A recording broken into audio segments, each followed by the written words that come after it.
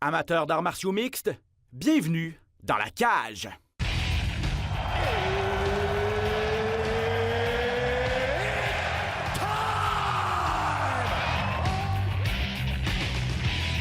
Introducing first, Benoît Baudouin, RDS Info à Las Vegas. and now introducing his opponent. C'est terminé! Victoire de Patrick Côté! Merci beaucoup tout le monde au Québec.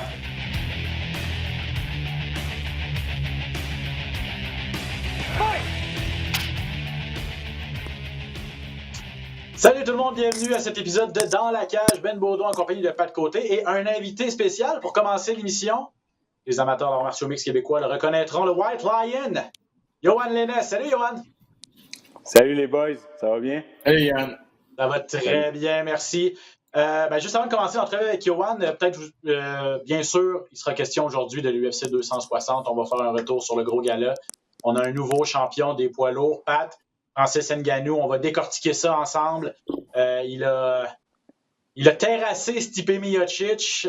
Non, c'était vraiment quelque chose. On va revenir sur le gala. Un gala en 2 temps. La carte préliminaire qui a laissé à désirer, mais la carte principale a été vraiment spectaculaire. Quoique, sur la carte préliminaire, il y a eu un gars qui s'appelle Marc-André Barriault qui a offert toute une performance. On va également tenter de parler. C'est fait voler. Aujourd'hui. C'est fait voler son 50 000. On va se le dire.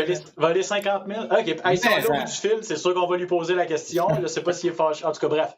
Espérons être en mesure d'avoir Marc-André, qui est de retour, bien sûr, des États-Unis, qui doit passer par tous les processus COVID là, avant de pouvoir nous parler aujourd'hui. Donc, on croise les doigts, oui, de l'avoir avant la fin de l'émission. Mais, à tout seigneur, tout honneur, Yohan Lennes qui est avec nous pour débuter l'émission. Yohan, on va revenir, bien sûr, sur ta dernière performance.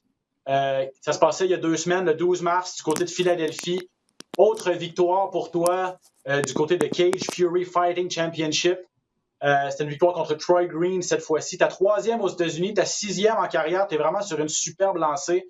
Parle-moi d'abord un petit peu du combat. Satisfait de ta performance. Victoire par décision unanime. Les 3 juges ont donné un 29-28.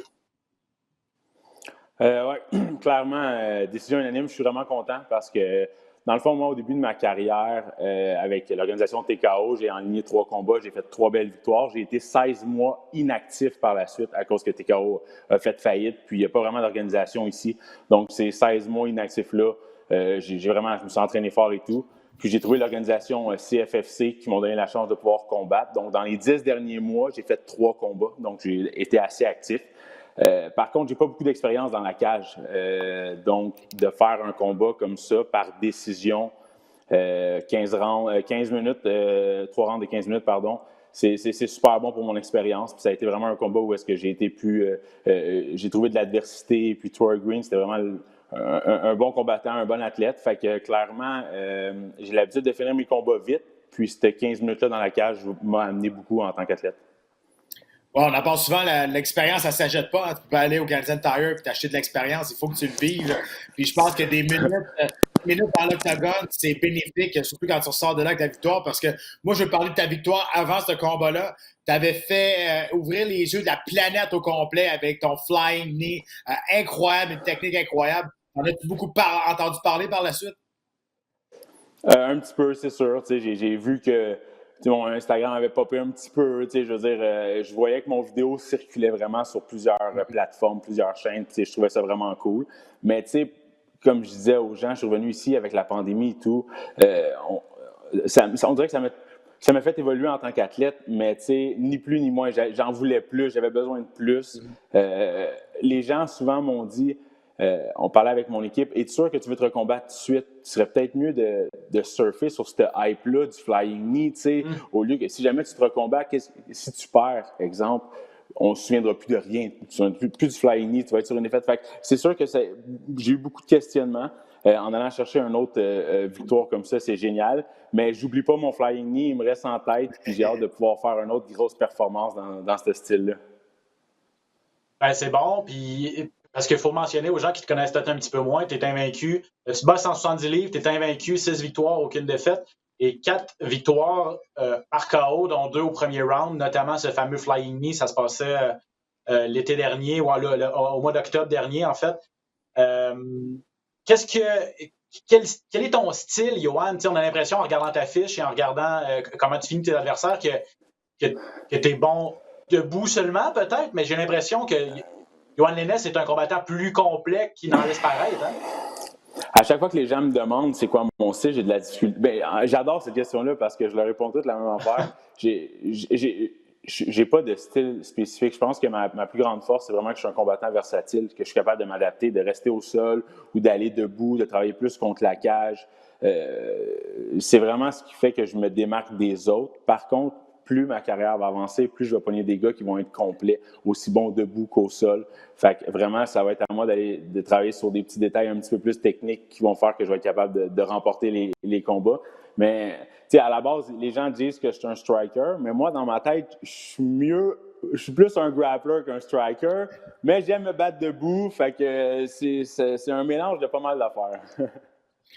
Ton dernier adversaire n'avait pas subi la défaite encore. Là, Troy Green, tu lui as infligé sa première défaite en carrière. Là, comme Ben il disait, 6 victoires en autant de combats, 4 finishes. C'est des statistiques que les grandes organisations plus importantes adorent. Des finishers, des gars qui donnent des spectacles avec ton flying knee. Est-ce qu'on t'a approché déjà quelque part par différentes organisations? Non, pas nécessairement, pas pour le moment. Je suis pas fermé à l'idée. Dans mon contrat, si je gagnais mon dernier combat, j'avais le droit à la ceinture. C'est écrit dans mon contrat. Donc là, il va y avoir un combat qui va pour l'organisation CFFC pour la ceinture de 170 livres. Les deux gars vont se battre. Donc, soit que je vais prendre le gagnant de cette ceinture-là, ou la suite logique serait ça. Je ne veux pas me rebattre tout de suite. Je vais attendre un petit peu. Par contre, Contender Series, j'aime ça, je regarde ça. Je suis tout le temps sur UFC Fight Pass en train de regarder ça. Je trouve le concept le fun. Il y a plein de questionnements que j'ai face à Contender Series. Est-ce que tes coachs viennent? Est-ce que tu as un petit training camp là-bas? Il y a beaucoup de questionnements que j'ai que j'aimerais avoir des réponses.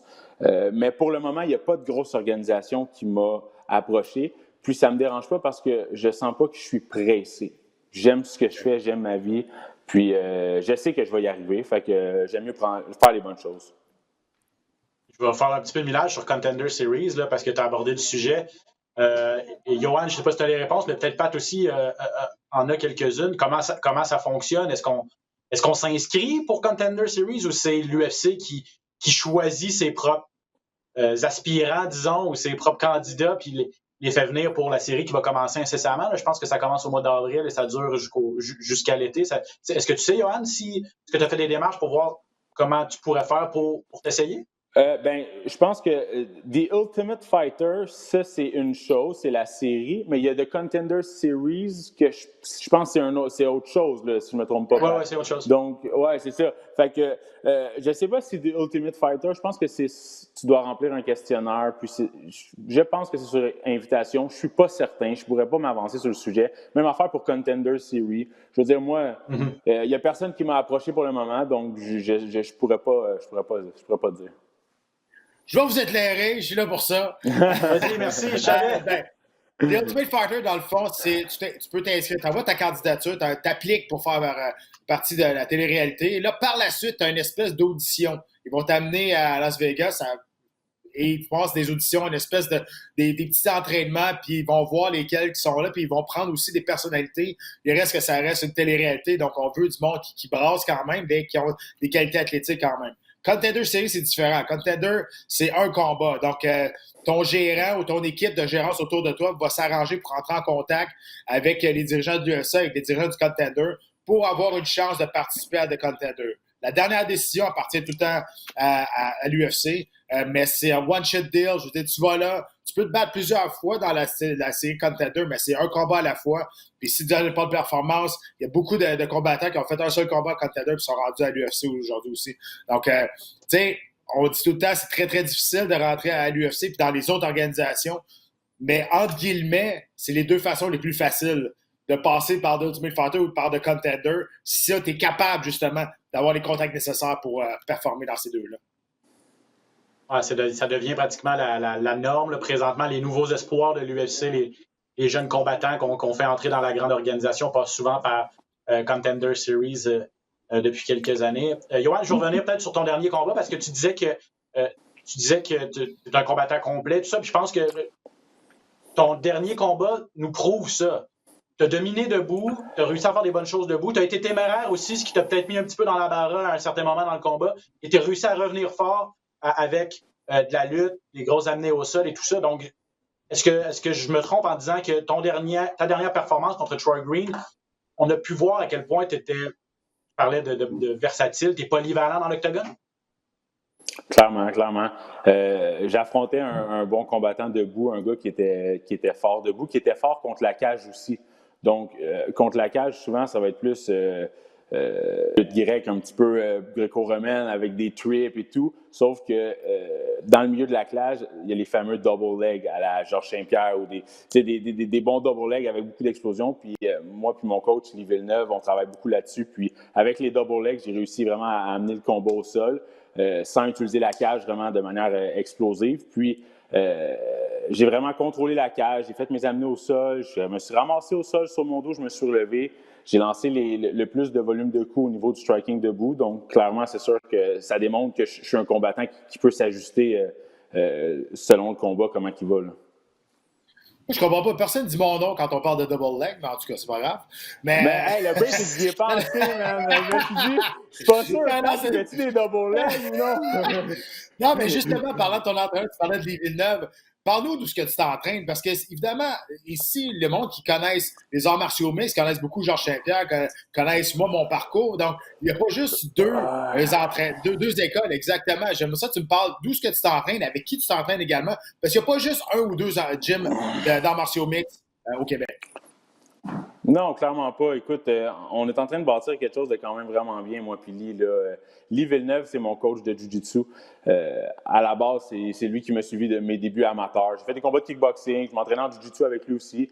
Ça va faire quasiment 3 ans et demi à temps plein qu'on est ensemble, pas loin de 4 ans. Fait que là, c'est le LV Jiu-Jitsu à Saint-Mathieu-de-Belleuil. C'est sur la rue Bernard-Pilon. Donc, on est une belle gang, on fait du Jiu-Jitsu là-bas. Lee, il était champion du monde. Il a fait des combats de MMA. Il s'est battu dans les plus grandes compétitions. C'est vraiment un gagnant. Ça a été mon meilleur partenaire d'entraînement pendant 10 ans. Là.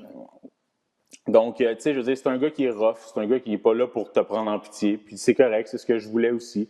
Puis au niveau du MMA et du Jiu-Jitsu, c'est un gars qui a un style qui, je pense, au Jiu-Jitsu adapté pour le MMA. Fait que ça m'a vraiment bien complété. Puis j'ai Lévi Labrie qui est mon coach de striking. J'ai pas plein de partenaires d'entraînement. J'ai mes 2 coachs, je focus là-dessus. Je me trouve des bons partenaires d'entraînement. Je suis un gros travailleur, je suis un travaillant. Je m'entraîne 3-4 heures par jour non-stop. Je le fais par passion. Il n'y a personne qui m'oblige à faire ça. Puis, fait, c'est ce qui fait qu'on réussit bien. Puis si le gouvernement peut nous laisser le hockey pour repartir au niveau des gyms et tout, on a tellement de demandes au niveau des enfants, les cours de groupe, les cours kids, tous les cours qu'on a, boxe, kickboxing, jiu-jitsu. Les gens ont hâte de recommencer à bouger. Fait que on a une belle école, on a une belle bâtisse, on a une belle équipe. J'ai une belle équipe autour de moi. C'est la même équipe depuis le début.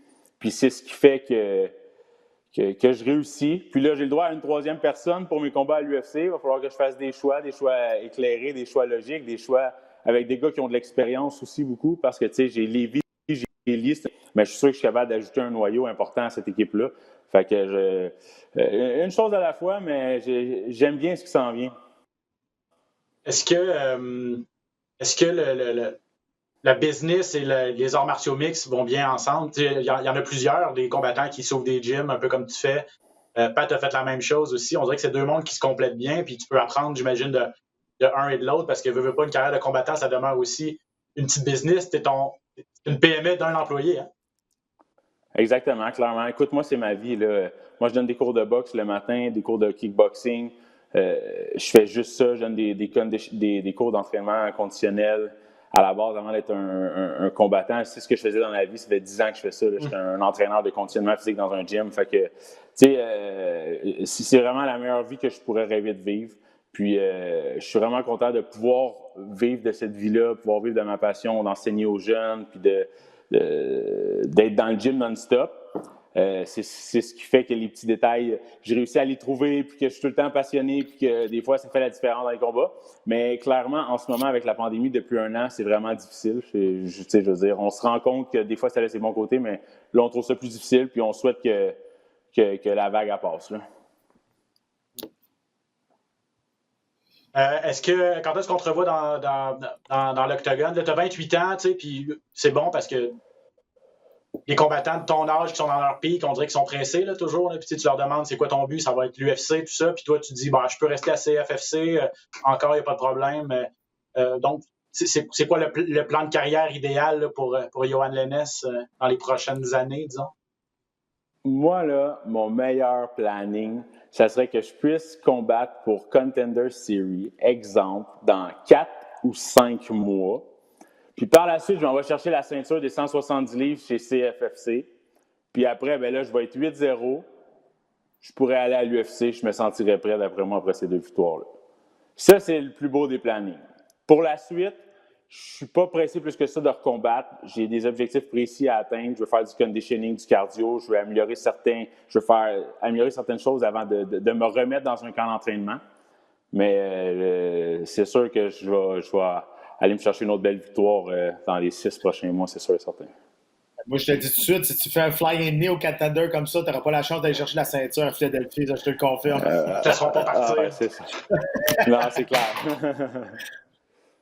Yohan Lennes, merci énormément d'avoir pris le temps, d'avoir commencé l'émission avec nous aujourd'hui. On espère que ceux qui te connaissent vont continuer à te suivre et ceux qui ne te connaissaient pas vont apprendre vont se rappeler de ton nom, vont suivre ta carrière un petit peu parce que un bel espoir québécois à 6-0, comme ça, un gars spectaculaire dans ses combats. Par ailleurs, CFFC, là, si vous voulez aller revoir les combats de Yohan, c'est disponible sur la plateforme UFC Fight Pass et les galas sont présentés en direct sur cette plateforme-là aussi. Donc, on va être capable de suivre tes prochaines aventures. Yohan, merci énormément et félicitations encore pour ta victoire il y a 2 semaines. Merci, Yohan. Merci, les boys. Merci. Salut, à bientôt. Et pour ceux qui veulent savoir pour ceux qui veulent des informations pour le gym, là, c'est le lvbgg.ca.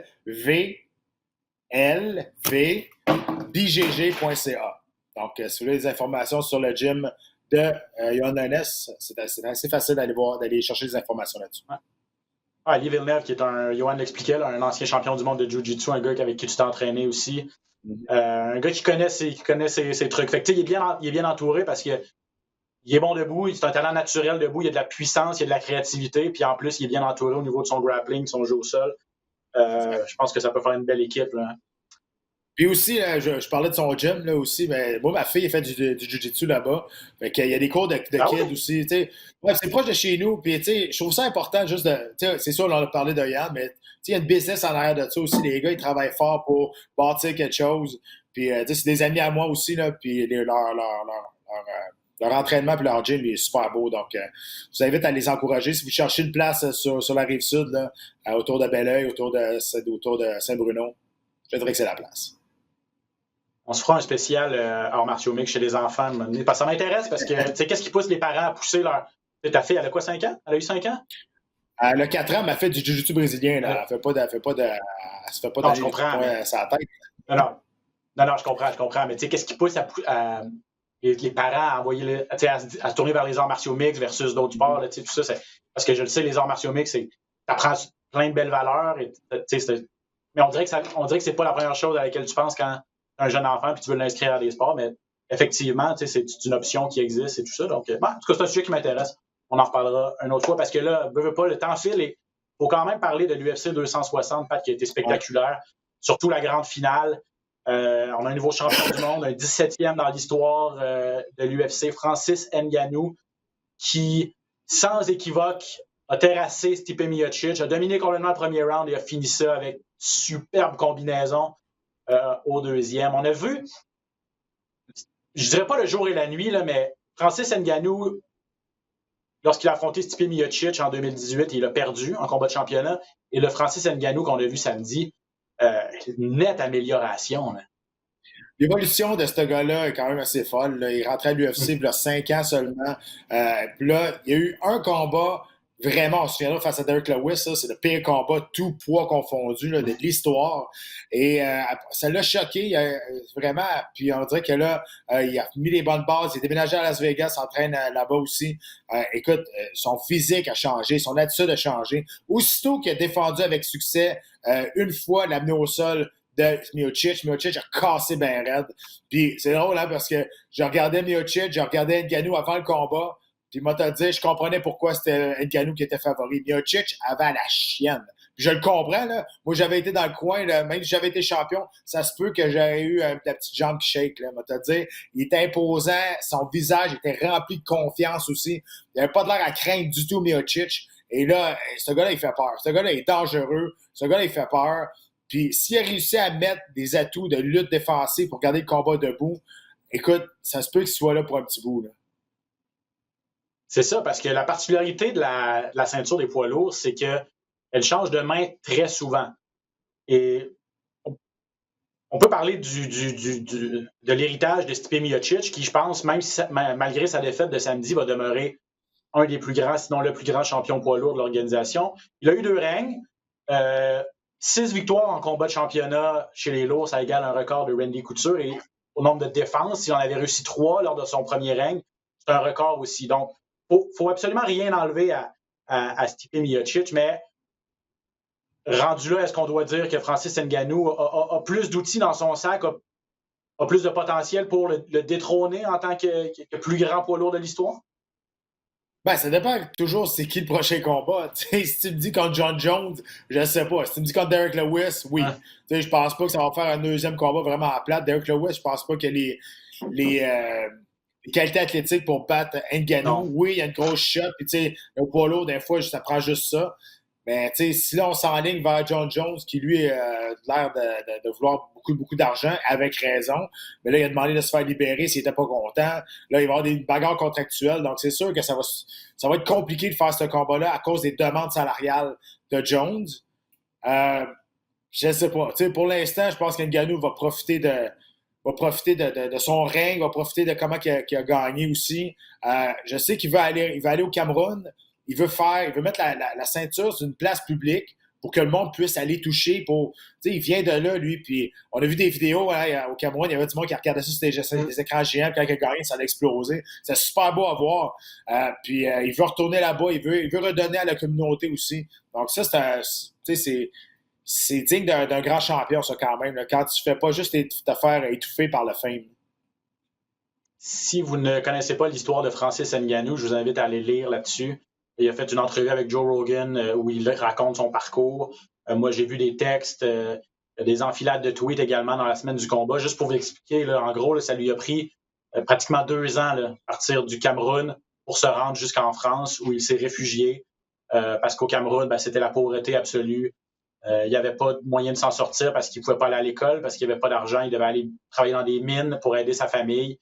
Et là, avec tout le potentiel qu'il avait au niveau sportif, c'est un athlète. Il fallait qu'il sorte de là-bas pour réussir à faire carrière dans le sport. Au début, je pense que son rêve, c'était d'être boxeur. On s'est rendu compte assez rapidement en arrivant à Paris.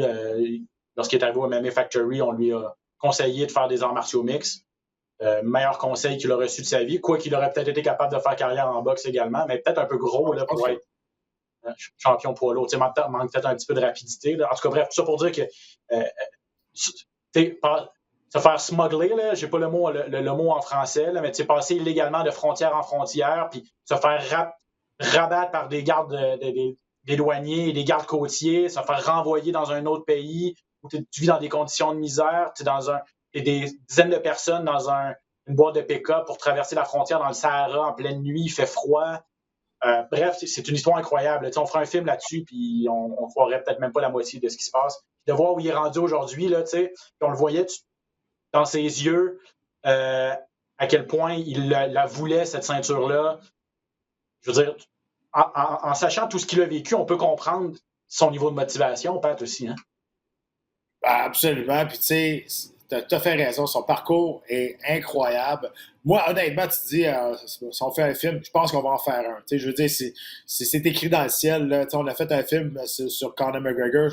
L'histoire est assez belle aussi pour Conor McGregor, de tout ce qui est parti. Je pense que c'est la même chose pour Francis Ngannou. Il mérite que son parcours soit mis devant des yeux de tout le monde, qui comprennent que ce gars-là, la résilience, il l'a tatoué sur le cœur, puis il est parti de rien, vraiment de rien, puis il est arrivé au plus haut sommet, puis c'est vraiment, c'est tellement inspirant, son histoire.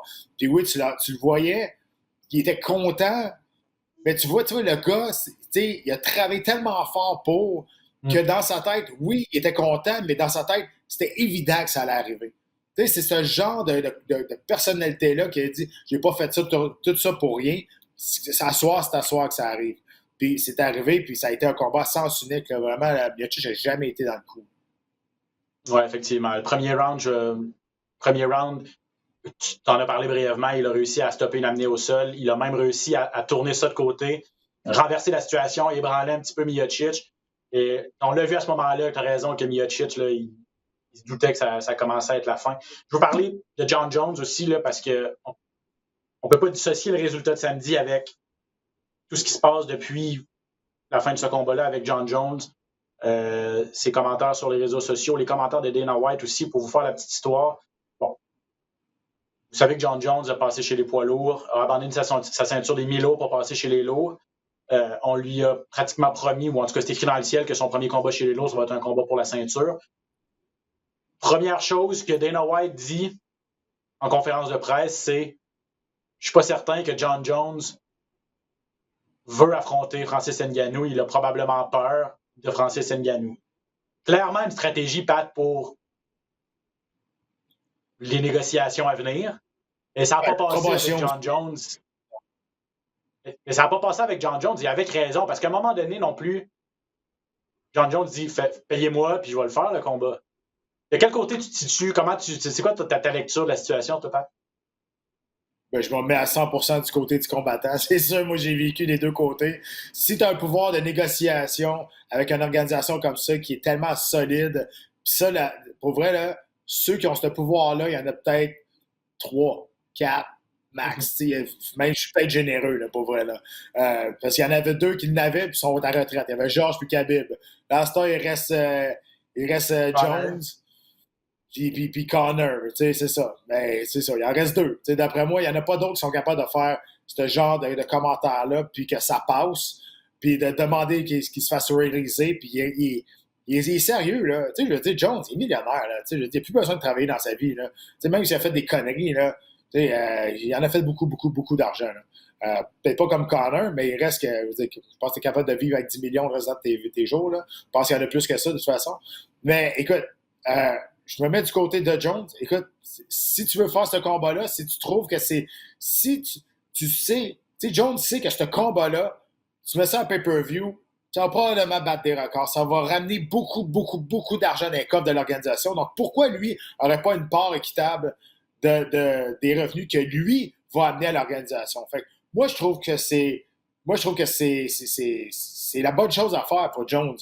C'est pas un individu que j'aime personnellement, mais si tu me demandes la question, qui a raison là-dedans? Je me mets 100% du côté de l'athlète, parce que c'est lui qui performe. Quand on pense qu'il y a à peu près 9 à 10% des partages des revenus entre l'organisation et les athlètes, je veux dire, c'est n'importe quoi, là. T'sais, on sait que les athlètes devraient être mieux payés, puis c'est avec des combattants comme ça qui ont le pouvoir de négociation, qui ont le pouvoir de faire bouger l'aiguille, que ça va peut-être changer par le futur. Ouais, je suis d'accord avec ta lecture de la situation. Puis ça demeure aussi divertissant dans un sens des négociations comme ça en public. Là. Je veux dire, pour les personnes qui suivent ça un petit peu, on voit un petit peu le bras de fer là, en public. Et quand Jon Jones dit « libérez-moi », ben, c'est parce qu'il dit « regardez, si vous voulez... » Le problème aussi avec les contrats de l'UFC, c'est que c'est pas des dates, là, c'est des nombres de combats. L'UFC peut décider de ne pas faire combattre Jon Jones, mais de ne pas lui permettre d'aller se battre ailleurs non plus, parce qu'il n'aura pas atteint le nombre de combats limite sur son contrat aussi. Donc, on peut le faire pour arrêter pendant longtemps, Jon Jones aussi. Ça, c'est un gros avantage du côté de l'organisation. Donc, ça demeure ultra... Là, ça peut jouer dur. Là. Jon Jones, tu as raison. Il faut lui donner ça. Il n'a pas peur de... Il le fait pour lui, mais s'il réussit à avoir raison puis à avoir gain de cause, finalement, ça peut rejaillir sur d'autres combattants éventuellement. Ouais, ben, oui, c'est plus un espoir que la réalité. Parce que, je veux dire, tout le monde va aller à l'UFC. Fait que, si tu n'acceptes pas le contrat qu'on t'offre, on va te prendre un autre, puis c'est pas grave, on va passer notre tour. Là. Les grosses vedettes qui ont peut-être un pouvoir de dire un mot sur refuser un combat, refuser de l'argent, refuser un offre, il n'y en a pas beaucoup. Mais si on est capable, justement, Conor McGregor, là, il a fait monter la valeur des combattants, justement, à cause de lui qui s'est fait payer cher.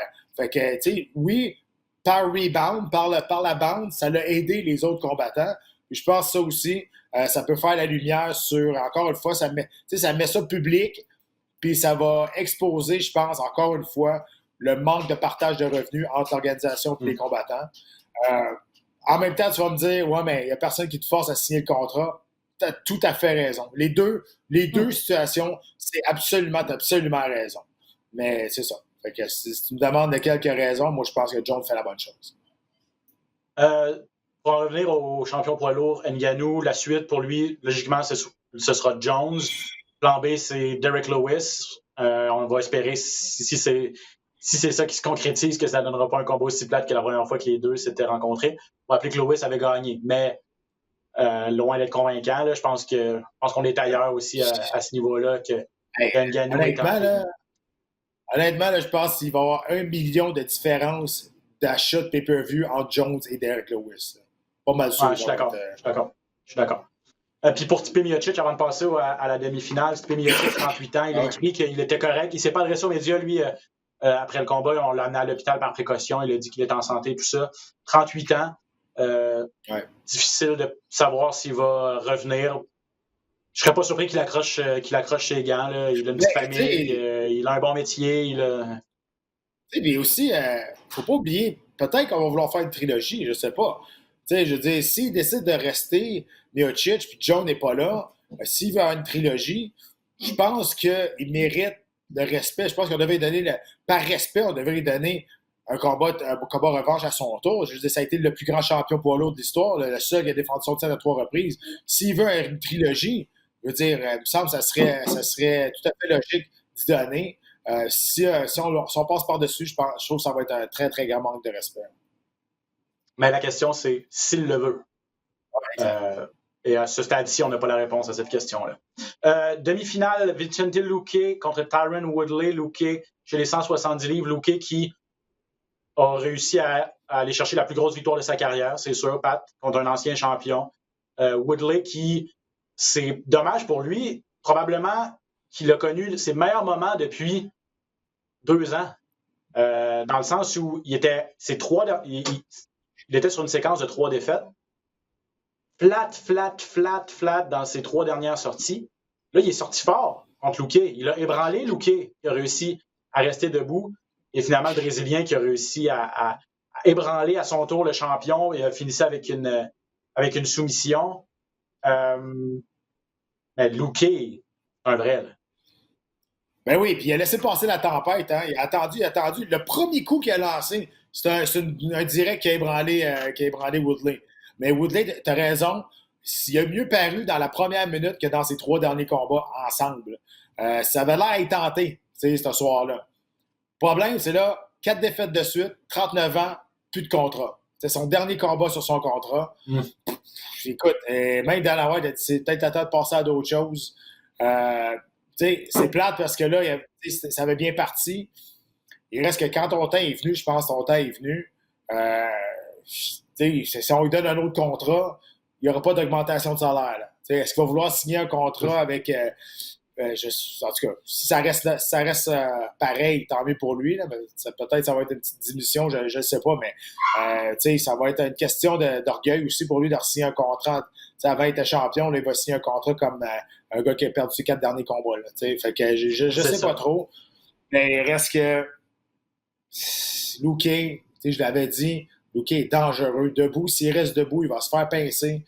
Et c'est vrai, en contre-attaque, il a travaillé bien, mais après ça, on a vu que c'était pas juste un striker, Luque. Il a vu son occasion, il a sauté sur le Dark Choke, puis il a terminé ça. Fait que ça a été une super performance de Luque qui sont allés voler le combat de la soirée, à mon avis, à Barrio, qui, à mon avis, méritait ce 50 000 $. Et Barrio qui va se joindre à nous dans quelques minutes, donc restez là. On va revenir sur sa super victoire de samedi, effectivement. Malheureusement, pas le 50 000, mais bon, je pense qu'il est quand même satisfait. Et j'ai adoré, Pat, pour revenir à Vicente Luque, j'ai adoré sa performance. Il a 9 victoires à ses 10 derniers combats. Si vous ne le connaissiez pas, maintenant, vous le connaissez. Et j'ai adoré son call-out. Je ne m'attendais pas à ce qu'il mette au défi Nate Diaz. J'ai trouvé ça brillant. Parce que, est-ce que tu mets au défi Kamaru Usman? Est-ce que tu mets au défi Colby Covington? Jorge Masvidal? OK, peut-être. Mais Nate Diaz, c'est un gars qui très vendeur, puis c'est un gars qui est clairement à sa portée aussi. Là, donc, ça peut fonctionner. En tout cas, j'ai trouvé ça original. Ouais, puis tu sais, il était classé 10e, puis là, il a battu 7e. Fait qu'il va peut-être il va monter dans les classements, mais il n'est pas encore prêt à caler les noms que tu as dit, là, quand même. Les gars, c'est des top 5. Fait que, tu sais, puis en plus, Luque, là, c'est sa grosse victoire. C'est le plus gros nom qu'il a mis à sa portée, à sa fiche, mais il est encore un peu méconnu. Hein? Et si tu veux te faire connaître, tu te bats contre les Diaz, je vais te dire, là, le monde va regarder le combat. C'est exactement ça que je me dis. Donc, si ça peut fonctionner, j'ai pas vu si Nate Diaz a répondu, par contre, mais non, le jeu en valait la chandelle pour Vicente Luque. Il n'a même pas attendu qu'on lui pose la question. Il a glissé ça dans son entrevue. Là. C'était bien fait. Sugar Sean O'Malley, Pat, qui a servi une clinique d'arts martiaux mixtes à Thomas Almeida, a fait son show un petit peu aussi. Ça lui a rien coûté, là, mais ça aurait pu être dangereux dans le sens où il pensait avoir fini ça au premier round. Il s'est comme détourné un petit peu. Il pensait avoir eu le walk-off knockout, comme on dit. Finalement, Almeida était capable de poursuivre. Ça s'est poursuivi jusqu'au 3e round où là, finalement, elle a réussi à mettre fin au combat. Donc, Sugar Sean qui est de retour sur le chemin de la victoire. Très impressionnant, lui aussi. Absolument. Puis j'ai hâte de le voir là, maintenant qu'on lui donne un combattant peut-être classé, là, qui puisse commencer à avancer. Hey, Almeida a touché 13 fois. 13 fois seulement qu'il a touché au Marley. Marley est très, très solide pour ne pas se faire toucher, pas se faire toucher, contrôler la distance. C'est un des meilleurs pour faire ça aussi. Fait que ça a apparu encore une fois. Il a fait des choses spectaculaires aussi. Oui, c'est sûr qu'il ne faut pas qu'il pense que pas parce que son adversaire tombe à terre après une shot que c'est terminé. Là. Sinon, ça pourrait jouer contre lui. Peut-être ça pourrait jouer contre lui dans le futur. Mais il reste que tu as raison. Ça a été une performance à sens unique, là, donner une clinique à Thomas Almeida. Puis Thomas Almeida aussi, Thomas Almeida aussi, 4 défaites de suite. Là. Mais ça va pas bien pour lui. Non, ça va très mal. En finissant sur Sean O'Malley, il est jeune encore, a eu quelques problèmes, a été loin de l'octogone pendant 2 ans. Il est revenu, là, il a 3 combats depuis ce temps-là, mais clairement, c'est un espoir. Là. Mais à quel moment tu penses qu'on passe d'espoir à aspirant? Puis est-ce qu'il a, à la lumière de ce qu'on a vu samedi, est-ce qu'il a ce qu'il faut pour être dans le top 5 et éventuellement, dans un avenir approché, combattre pour une ceinture, peut-être? Ben là, on est là. Là, le prochain combat, il faut qu'on lui donne un test. Il faut lui donner un vrai test. Un gars qui est classé de 10 à 15. Qui va accepter d'affronter O'Malley parce qu'il va y avoir de la publicité autour de ce combat-là, fait qu'il va se faire voir. Donc, il faut trouver le bon combattant, mais là, on est rendu là pour Sean O'Malley. Il faut qu'on lui donne un vrai test, savoir ce qu'il y a dans le ventre, puis savoir s'il est capable de performer avec les meilleurs au monde dans cette catégorie-là. C'est ce qui est arrivé contre Chito Vera il y a 2 combats, et finalement, c'est lui qui était...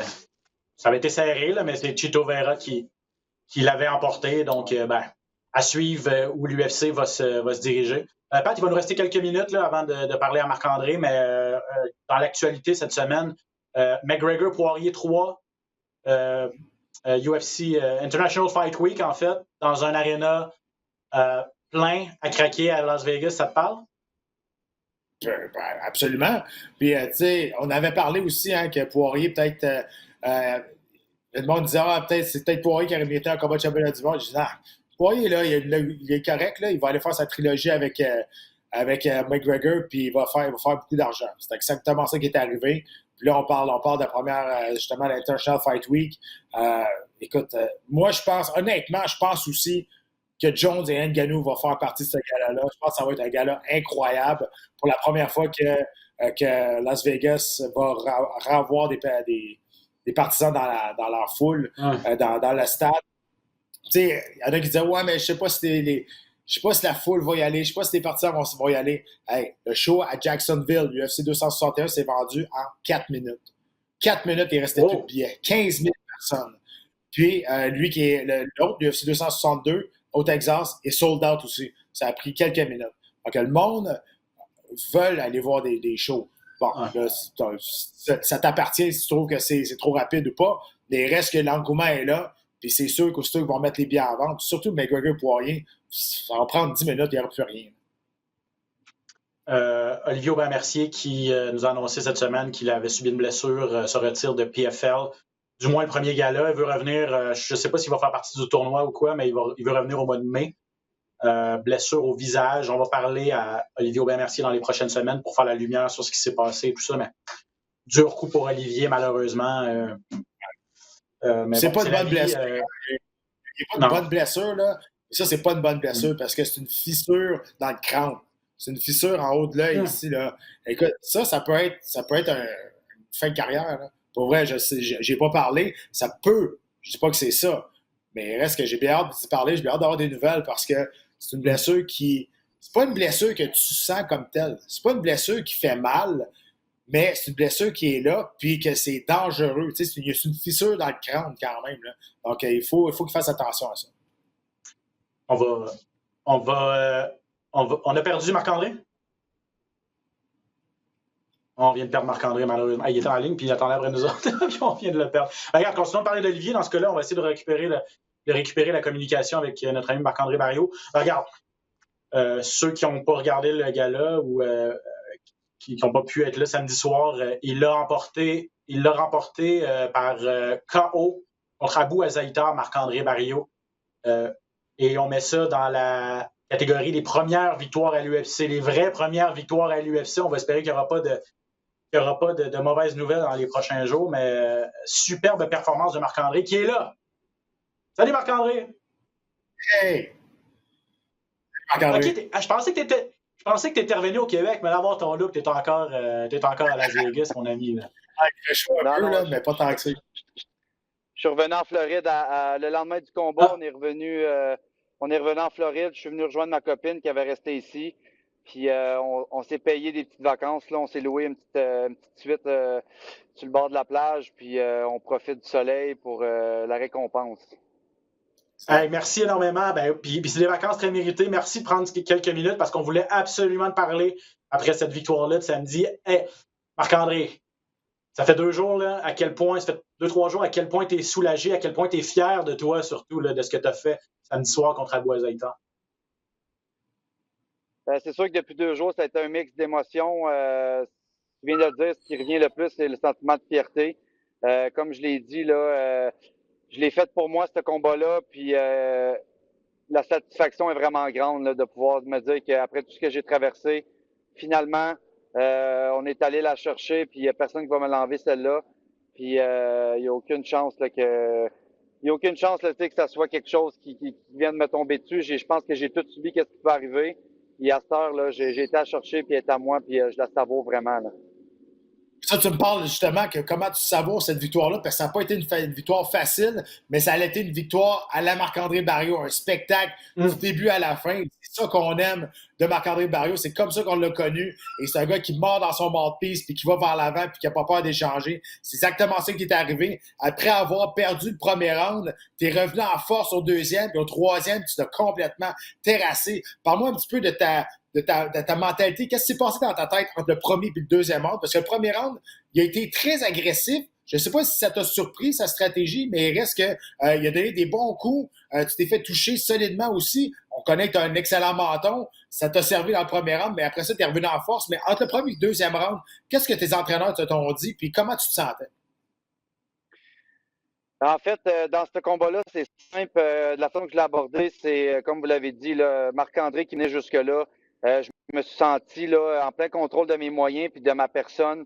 Je savais que j'avais ma destinée entre mes mains plus que jamais, puis je l'ai pas partagé avec personne. Oui, j'avais mon équipe, on a travaillé un plan de match, mais juste à un moment donné, il fallait que je revienne à Marc-André. J'ai eu des flashbacks un peu dans le combat de Marc-André quand j'avais gagné au centre Vidéotron. Quand j'avais embarqué sur Adam Hunter puis je donnais des coups de coude, on dirait que je revivais des moments de même où est-ce que j'étais 100% moi puis je réfléchissais pas. Au premier round, il est arrivé fort, on le savait. Je savais que j'avais juste besoin d'être alerte, faire attention à ses coups. Il était vraiment habitué à commencer fort. Ça faisait longtemps qu'il s'était pas battu. Le plan de match, c'est de le laisser se brûler un peu. J'ai quand même voulu prendre le stand d'octogone, goûter un peu à sa puissance, lui montrer de mon côté que j'avais pas peur non plus, puis que j'étais capable d'y en donner. C'était juste de s'ajuster, mais dans ma tête, je savais exactement que ma condition physique était beaucoup mieux que la sienne. Puis on l'a vu. C'est sûr qu'il y a eu des bons coups. C'est des coups qu'on veut pas prendre. Je veux pas prendre du dommage inutile, mais des fois, il faut en prendre un pour en donner plusieurs. Là. Ouais, puis c'est ce qui a fait un peu ta renommée. Tu as été souvent dans des guerres au cours de ta carrière. Puis, on dit des fois à la blague, on dirait que Marc-André, ça y prend 2-3 coups avant de se réveiller. À quel point c'est vrai, puis à quel point tu carbures au fait de OK, là, c'est parti, puis tu veux frapper, tu veux échanger, ben on va voir qui va sortir gagnant de ce petit jeu-là. Je peux pas le cacher, c'est ma nature. Je suis pas un technicien aiguisé, je suis quelqu'un qui est pur, j'arrive là-dedans, puis oui, c'est sûr que je travaille fort pour pas être trop slow starter, mais il y a des patterns qui sont en moi que j'ai bien beau essayer de vouloir peut-être améliorer, mais ça reste que j'ai une bonne défense, j'ai une bonne attaque, il faut juste que je mélange ça avec mon style, faut pas que je me dénature, puis je suis un peu comme la bête, un peu, qu'il faut juste qu'il se fasse brasser pour après ça, qu'il s'en va juste manger qu'est-ce qu'il a mangé, puis c'est un peu ce qui est arrivé, je suis chanceux, j'avais un adversaire qui voulait se battre, devant moi, puis c'est exactement ça qu'on voulait pour aller bien paraître, puis aller chercher ce qu'on a tant travaillé pour, là. La condition physique dans ce combat-là a été exemplaire, vraiment. Écoute, ça a été d'action d'un bout à l'autre.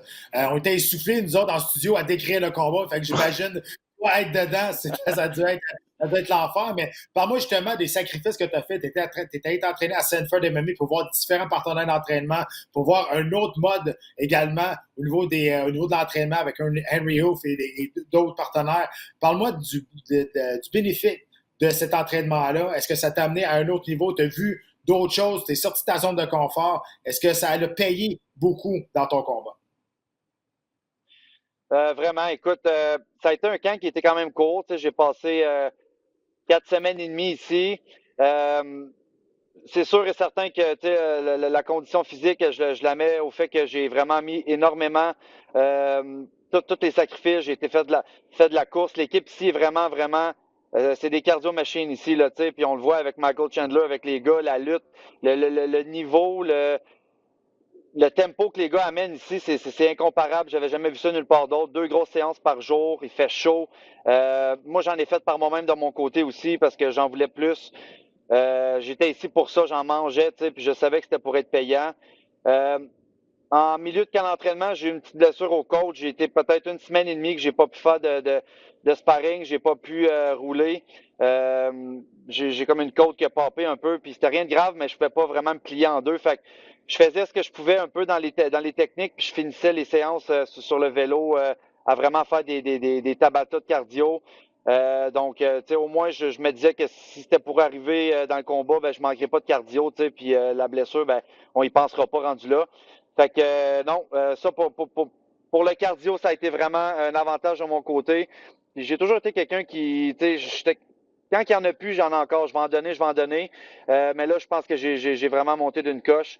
Ça a fait la différence vraiment cette fois-là. Là. Parce que Pat l'a dit, il t'a dominé totalement au 3e round.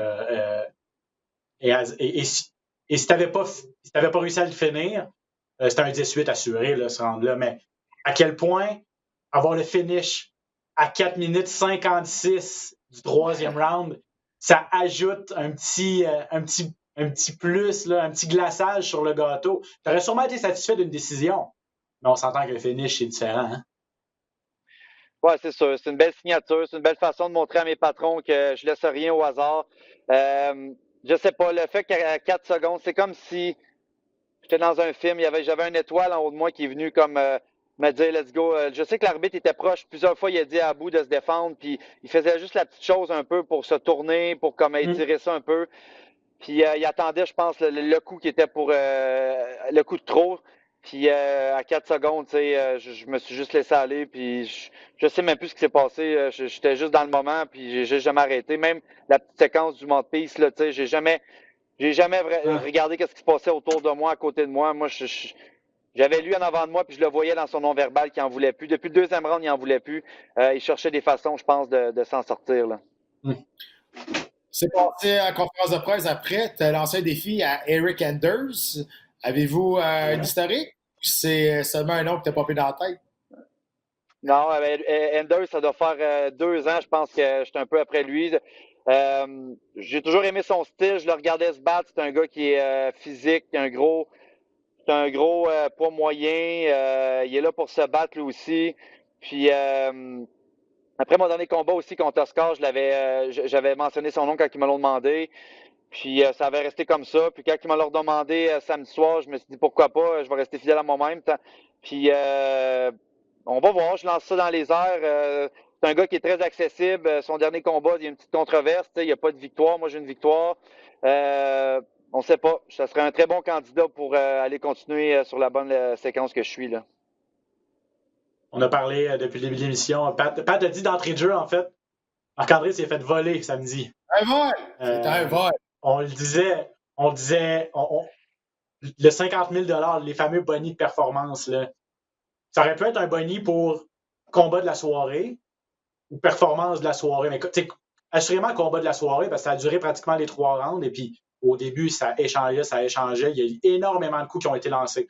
Bref, as-tu une petite déception quand même de ne pas avoir eu de boni ou est-ce que tu t'attends à avoir un petit chèque? Est-ce que tu as eu une petite enveloppe aussi par la suite?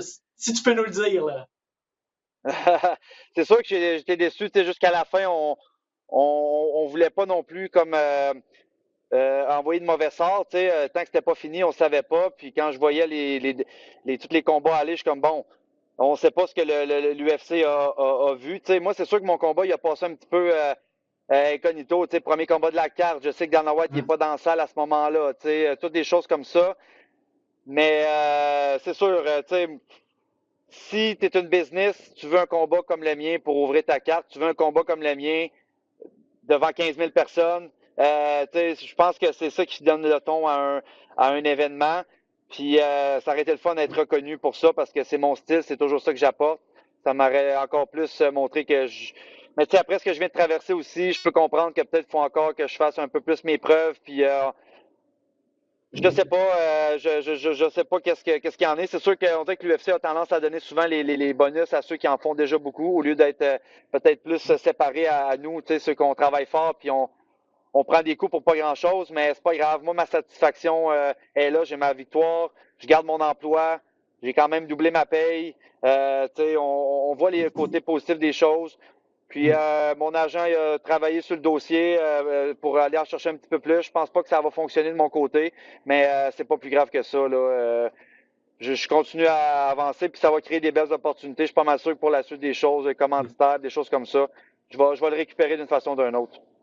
Tu parlais d'être reconnu, justement, tu as trouvé ça plate que tu n'avais pas été reconnu, mais moi, je peux te le dire, peut-être ça ne te mettra pas plus d'argent dans tes poches, mais je l'ai lu partout et tout le monde était un peu outré que le combat de la soirée n'a pas été attribué à vous deux et spécialement à ta performance. Ouais, moi, tout, j'ai vu ça un petit peu aller, puis les vrais le savent, puis de vous avoir entendu aussi là, à RDS, les gars, d'entendre ça de votre bouche, ça a vraiment été gratifiant pour moi. Puis ça en vaut beaucoup. Puis je suis vraiment content d'avoir senti tout le support. Puis pour la suite des choses, je vais travailler encore plus fort. Puis mais que ça vienne, ça va venir de la bonne façon. Puis j'aurai rien forcé, rien volé. Puis je vais en profiter. Marc-André Barriault, je pense qu'on peut le dire sans se tromper, première victoire à l'UFC après plusieurs années de dur labeur. Enfin, on peut mettre un W ou un petit crochet dans la colonne des victoires. Félicitations encore parce que non seulement tu l'as emporté, tu as donné tout un spectacle.